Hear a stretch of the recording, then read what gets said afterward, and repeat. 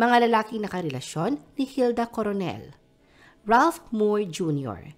Si Ralph Moore Jr., isang Filipino-American businessman, ay ikinasal kay Hilda Coronel sa Laughlin, Nevada noong May 2000. Happily married ang dalawa ng 23 years bago pumanaw si Ralph noong June 2023. Noong 2006, pumunta ang mag-asawa sa US at doon na sila nanirahan ng permanente.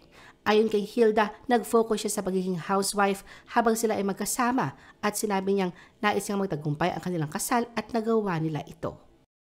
Jay Ilagan. Si Hilda ay romantikong iniugnay kay Jay Ilagan at nagkaroon sila ng isang anak na babae, si Leona. Hindi alam ng karamihan ang unang asawa ni Jay Ilagan ay ang award-winning actress na si Hilda Coronel.